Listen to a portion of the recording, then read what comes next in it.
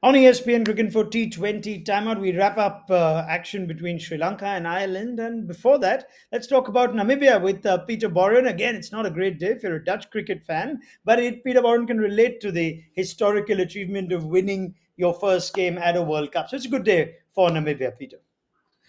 Yeah, brilliant and Mm. and well deserved. I thought they deserved to get the 2 points in that first game.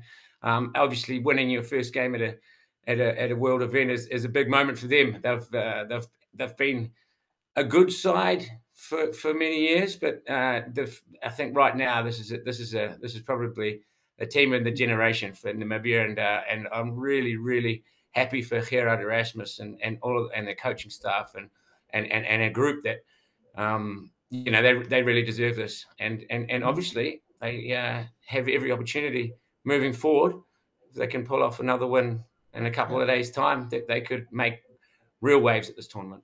Yeah, doors effectively shut for the Netherlands. You think disappointed by what you've seen in this tournament, Peter?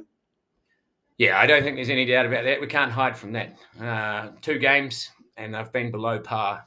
The Dutch team. Um, they're going to have to look back their preparation. They're going to have to look at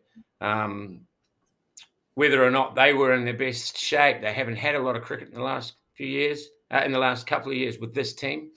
They probably needed more games coming into the tournament, and we've seen that in the 2 games that they've had so far, they've been below par. All right. Well, we did see Ireland have their moments against Sri Lanka early on, at least until Wanindu Asaranga took the game away from them. Convincing win on paper at the end of it, but Josh Little and Ireland had their moments. We thought we could be in for an interesting evening, Peter. Yeah, Josh Little, he's a dangerous bowler, particularly with the new ball, but also coming back 4 for 23, I think it was today for Josh. He really is the last year or so, his game has completely changed. And yes, when the Sri Lankans early, they were 8 for 3. Anything can happen from there. But what we did see is a great partnership between Hasaranga and Nasanka. They didn't go into their shells, even though it was 8 for 3. They were very positive, and it didn't take long for them to take that momentum straight back off the Irish.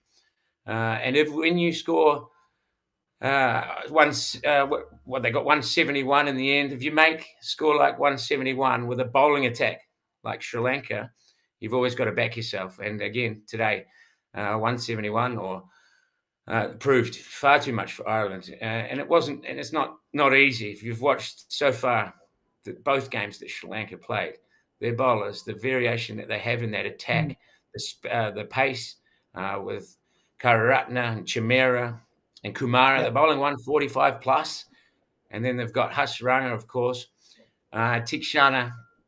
It's not easy for the Irish. Chasing 170 was always going to be a tough job. Let's look ahead, not tomorrow, but a couple of days from now, because delicious prospect between Namibia and Ireland's virtual face-off. Now, from the evidence of what you've seen, who stands to be favourites to join Sri Lanka, Peter?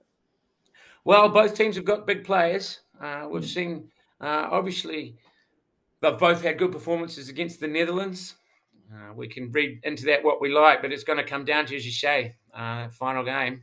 If Gerard Erasmus and David Visa can bat like they did today, when they put on 93 or 50 to completely change the course of that first game, they're quality players. But then if you look on the other side, Ireland, of course, have got Paul Stirling.